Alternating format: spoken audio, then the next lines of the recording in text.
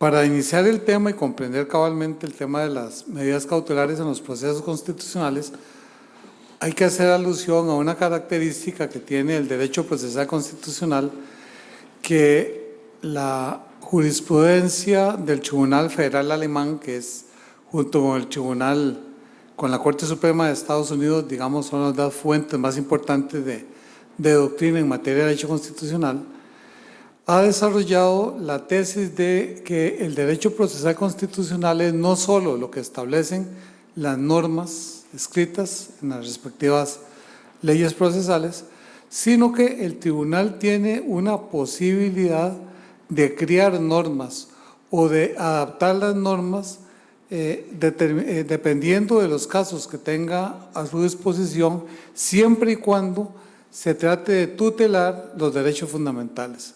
Lo que dice el Tribunal Constitucional Alemán es: hay una preeminencia del derecho fundamental respecto del poder público y siempre que entre en conflicto prevalece la libertad. Y en consecuencia, los tribunales constitucionales deben contar con un arsenal de mecanismos procesales para hacer efectivo y para tutelar esos derechos fundamentales frente al poder del Estado. Entonces, esta es una premisa muy importante porque, como dijo Mauro, si uno se va a la ley de la jurisdicción constitucional, en realidad solo hay una norma que se refiere a las medidas cautelares, que es el artículo 41 en materia de amparo, que básicamente lo que retoma es el instituto de la suspensión del acto impugnado en materia constitucional. Bueno, recordemos que en nuestro ordenamiento hay 4 tipos de procesos constitucionales: los habeas corpus, los recursos de amparo, las diversas modalidades de control de constitucionalidad y los conflictos de competencia entre órganos fundamentales del Estado.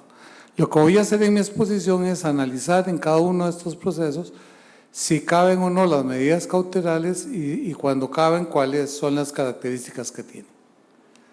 Comencemos lógicamente por el habeas corpus. En materia de habeas corpus se suele decir que existen 4 tipos de habeas corpus. El primero es el habeas corpus reparador, es decir, el habeas corpus reparador es aquel que tiene como finalidad lograr la libertad de la persona cuando ha sido restringido ilegítimamente en su libertad personal o en su libertad de tránsito. Entonces, en este caso, la sentencia si es estimatoria, va a venir a decir que la persona queda en libertad. Por la propia naturaleza de este tipo de habeas corpus, aquí no caben las medidas cautelares. ¿Por qué razón? Porque si se dictara una medida cautelar, sería dejar en libertad a la persona sin previamente oír a la autoridad recurrida y se estaría en alguna forma prejuzgando acerca de la estimación de la sentencia, del recurso, perdón. En segundo lugar están el denominado habeas corpus preventivo. Este habeas corpus preventivo se da cuando existen eventuales amenazas contra la libertad personal. Esto sobre todo, por ejemplo, se daría en un caso en que existe la posibilidad inminente de que un juez penal va a dictar una restricción a la libertad personal de una persona, es decir, de un imputado. Se trataría de que va a dictar una prisión preventiva.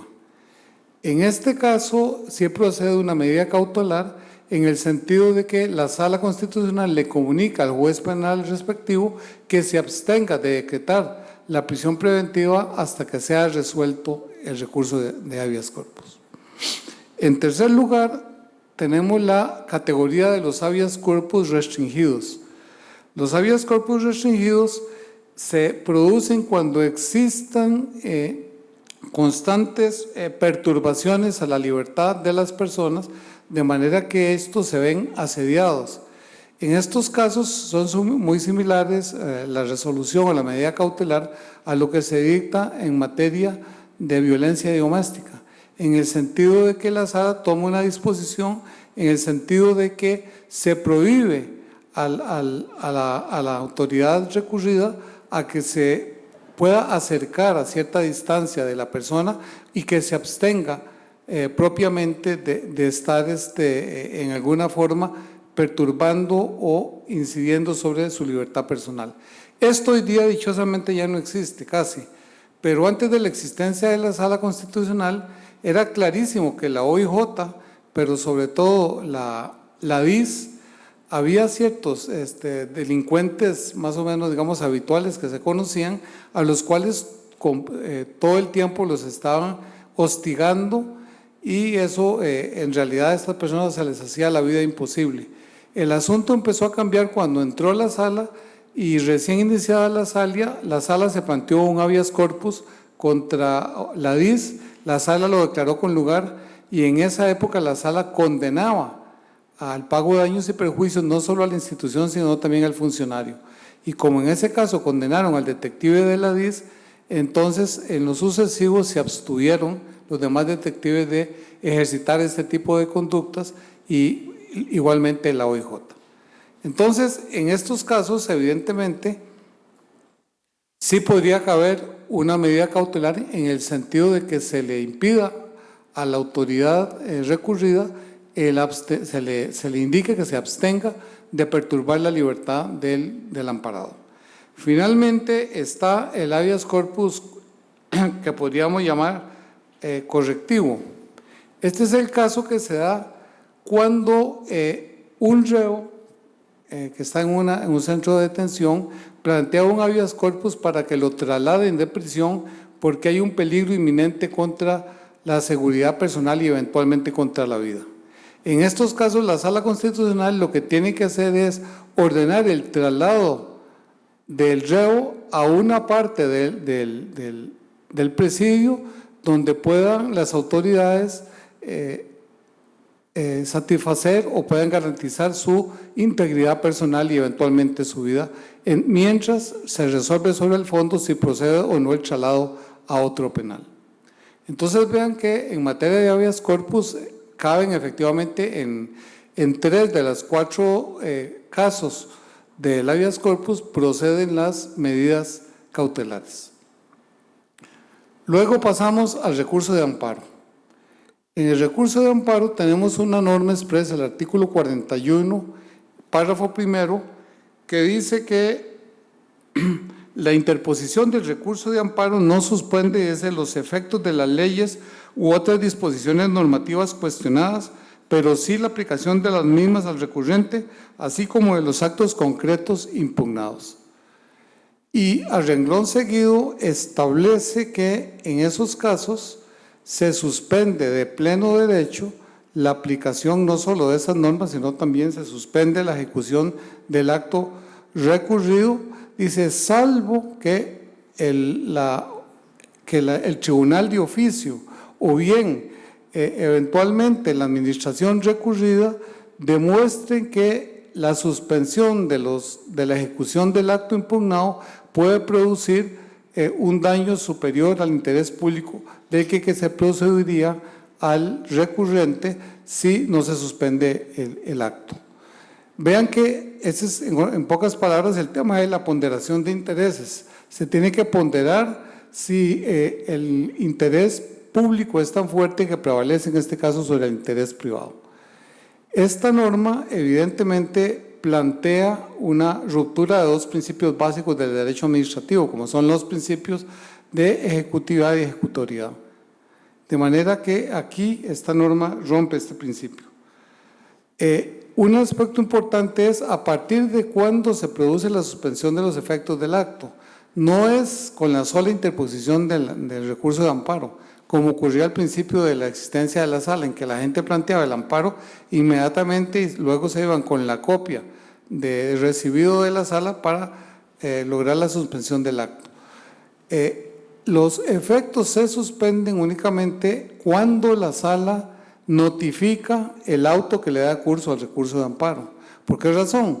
Porque si se plantea un amparo y no se le da curso, en realidad el proceso no ha nacido a la vida jurídica.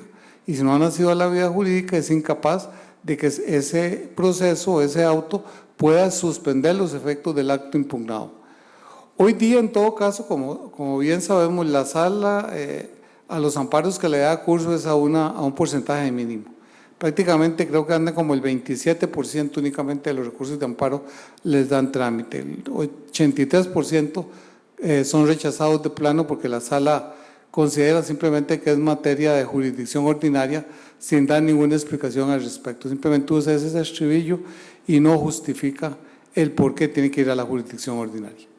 Bueno, el problema aquí que se plantea es si la suspensión del acto es suficiente para garantizar eventualmente la conculcación o la violación del derecho fundamental que se trata de tutelar a través del amparo. Hay casos en que efectivamente la suspensión resuelve el tema, pero en otros casos no. Entonces la sala puede tomar las medidas precautorias que considere oportunas para lograr que efectivamente se tutele ese derecho fundamental que está siendo cuestionado. Entonces vean que aquí la sala tiene amplias potestades discrecionales para establecer diferentes tipos de medidas cautelares para tratar de asegurar y evitar que luego una sentencia estimatoria se convierta en un saludo a la bandera porque no va a tutelar el derecho fundamental cuya tutela se solicita a través del amparo. Vean que la finalidad fundamental del recurso de amparo es tutelar los derechos fundamentales en dos sentidos: evitar violaciones y en reintegrar el derecho violado lo antes posible. O sea, esa es la razón de ser del recurso de amparo. Es un recurso que tutela la libertad y las amenazas a la libertad en general.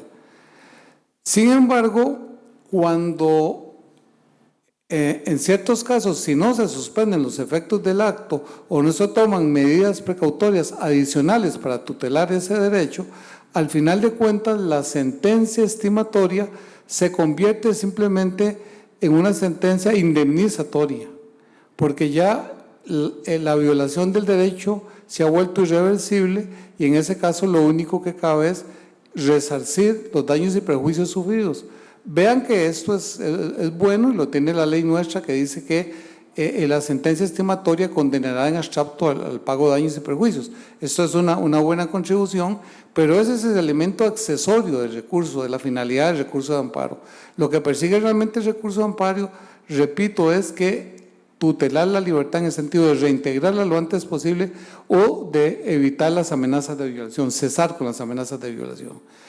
Esto entonces es importante tenerlo presente que en cada caso concreto las medidas que adopte la sala para tutelar estos derechos tienen que estar precisadas muy bien, tienen que ser muy concretas. Y esto por otra razón, porque si eventualmente el recurso de amparo se declara con lugar y luego el funcionario contra el cual se planteó el amparo se niega a ejecutar o no ejecute el acto, si lo que la sala establece, las medidas concretas que debe seguir el funcionario, en esa forma puede ser llevado a la vida penal por el delito de incumplimiento de deberes. En cambio, si la medida cautelar es muy genérica, la jurisdicción penal, como ha ocurrido en la mayoría de los casos que se han llevado ante la jurisdicción penal, se rechaza porque no hay una tipificación de la conducta que eventualmente pueda considerarse como violadora del artículo del Código Penal que castiga como delito el incumplimiento de deberes. Entonces es importante que se precisen cuáles son los alcances y el contenido de estas medidas cautelares. Luego, la medida cautelar, al igual que en otros procesos, podría también ser revocada en cualquier momento por el Tribunal Constitucional cuando considere que ya no es necesaria para tutelar el derecho, o bien podría establecer medidas cautelares durante la tramitación del procedimiento, del proceso, para tutelar efectivamente el derecho fundamental y evitar, como dije antes, que la sentencia estimatoria no tenga ningún efecto práctico. Todo esto está muy bonito, lo que pasa es que hace como 10 años la Sala Constitucional, Manu Militari, derogó el primer párrafo del artículo 41. Hace más de 10 años que la Sala no aplica el primer párrafo del artículo 41, sino que le da curso a un amparo y no suspende los efectos del acto impugnado.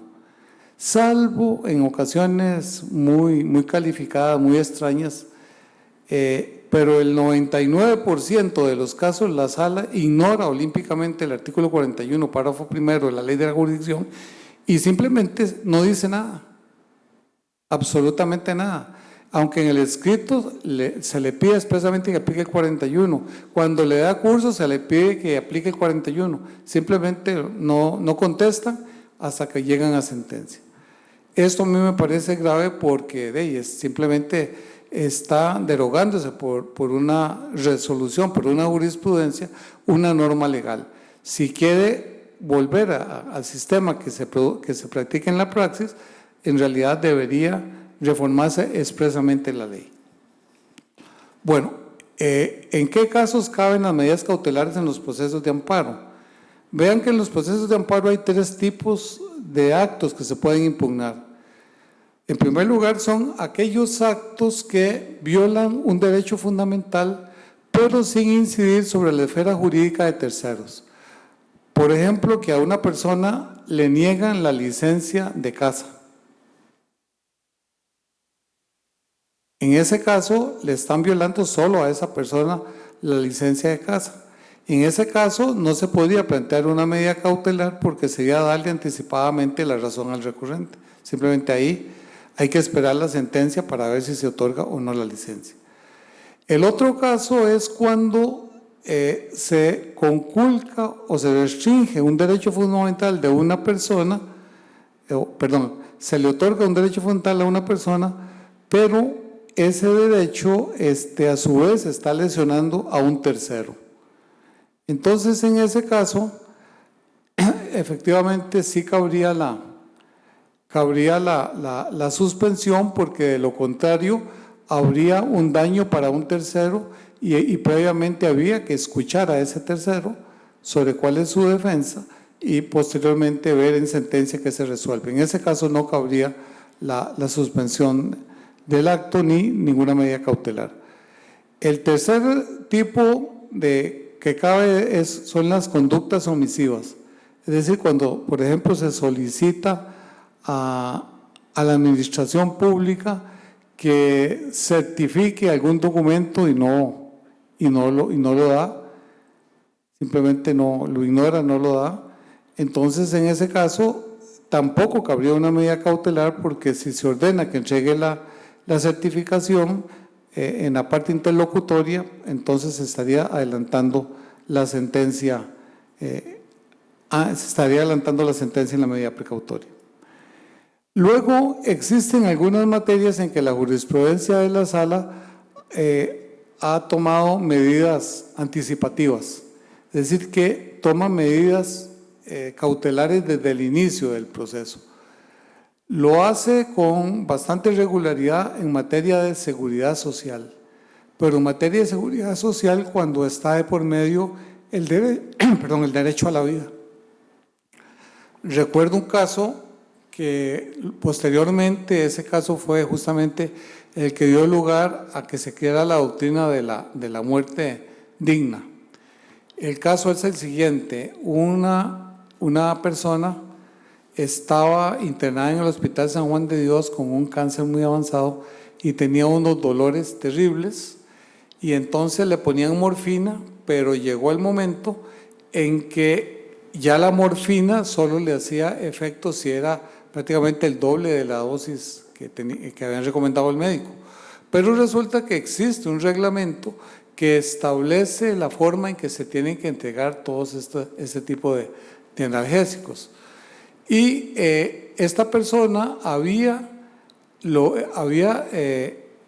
gastado, había consumido en una semana lo que, de acuerdo a ese reglamento, podía tener derecho durante un mes.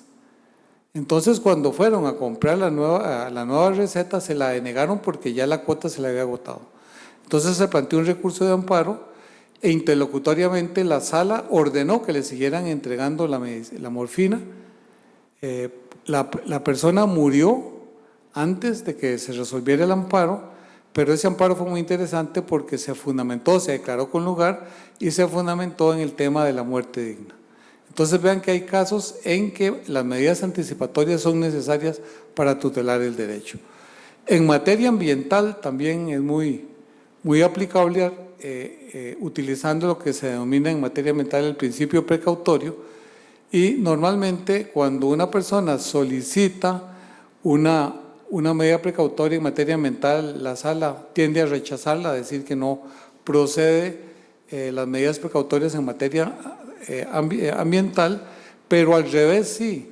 La sala en determinados casos en que se han planteado, por ejemplo, denegatorias de permisos, por ejemplo, de construcción en humedales, y ya parte de la construcción estaba avanzada, la sala interlocutoriamente ha ordenado el derribo de esa construcción, aduciendo que se viola el principio precautorio y que si no se toma esa medida cautelar anticipativa, se puede producir un daño irreparable al ambiente.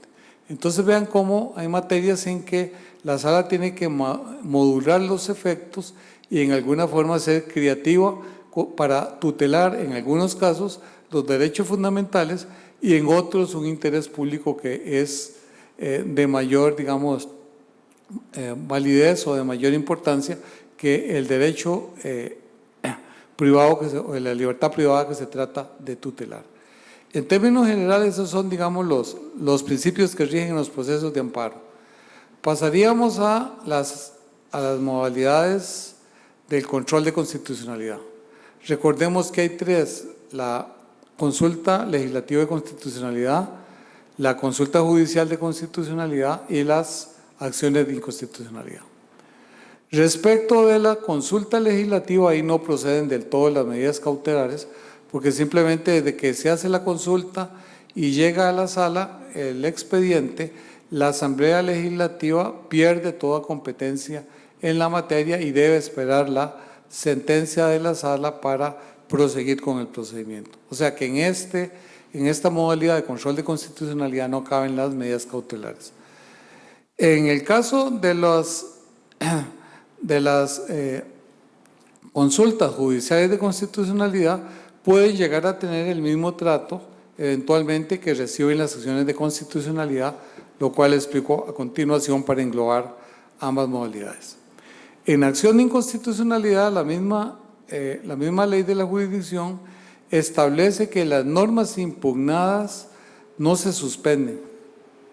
No se suspenden y únicamente la suspensión es muy limitada. Se da respecto de los procedimientos administrativos tendentes al agotamiento de la vida administrativa y los procesos judiciales en que se suspende únicamente el dictado de la sentencia o de la resolución administrativa en su caso. Solo esas son las etapas procesales que se suspenden a raíz de una acción de inconstitucionalidad. Se hace la excepción de que cuando la inconstitucionalidad se plantea contra una norma procesal que tiene que ser necesariamente aplicada durante ese procedimiento o durante ese proceso en el cual se planteó la acción. Por ejemplo, que alguien impugnara en un juicio civil el mecanismo para llevar a cabo las confesiones. Evidentemente, si está impugnado el mecanismo para realizar la diligencia de las confesiones, si alguna parte solicitó la confesión de la otra, en ese caso no podría llevarse a cabo la diligencia de la confesión hasta tanto la sala resuelva el asunto por el fondo. Sin embargo, la sala sigue teniendo la potestad de poder establecer medidas cautelares e inclusive en ciertos casos hacer que las leyes que están impugnadas no solo sean aplicadas, sino que también puedan ser aplicadas en general cuando ello pueda producir algún perjuicio, alguna dislocación a la sociedad, pero son casos muy, muy calificados. En este momento recuerdo, creo que fue en la elección del 94, del 90, en que doña Estela Quesada en el mes de diciembre impugnó unas normas del Código Electoral que si no se aplicaban esas normas no había elecciones. Y la Sala Constitucional dijo que deberían continuarse aplicando porque era una norma reglamentaria del tribunal, no podía suspenderse las elecciones en ningún caso. Pero son casos muy, muy calificados en los cuales la Sala ha tomado medidas cautelares de este tipo. Finalmente estarían los procesos de conflicto de competencias entre órganos fundamentales del Estado. Estos procesos, como ustedes saben, se dan cuando dos órganos, cada uno reclama la competencia para sí misma sobre una determinada materia o viceversa cuando ninguno de los dos la quiere asumir. Entonces, en ese caso, la Sala Constitucional tiene que dirimir cuál es el órgano competente en la materia. Podría eventualmente tomarse medidas cautelares cuando uno de los dos órganos en discordia, en el caso de que los dos reclamen la misma competencia, empiece a ejecutar actos materiales que forman parte de la competencia que está en disputa. En ese caso, la Sala podría tomar una medida cautelar ordenándole a ese órgano que se abstenga de tomar actos administrativos y realizar conductas materiales que están contenidas dentro de la competencia que se encuentra en discusión. Ese me parece que sería el único caso en que cabría una medida cautelar en este tipo de procesos. Vean entonces cómo cada tipo de proceso tiene sus medidas propias y la Sala es la que los ha ido construyendo poco a poco de acuerdo a las necesidades y a la naturaleza misma de cada proceso, pero teniendo siempre en mente que lo que se busca en última instancia es tutelar efectivamente los derechos fundamentales, porque la Sala sobre todo fue creada como una sala de la libertad, de tutela de la libertad, y en ese sentido tiene que tratar de que los derechos fundamentales, su violación cese lo antes posible y las amenazas de violación también cesen inmediatamente. Entonces, más o menos ese sería, o es el tratamiento de las medidas cautelares en los procesos constitucionales. Muchas gracias.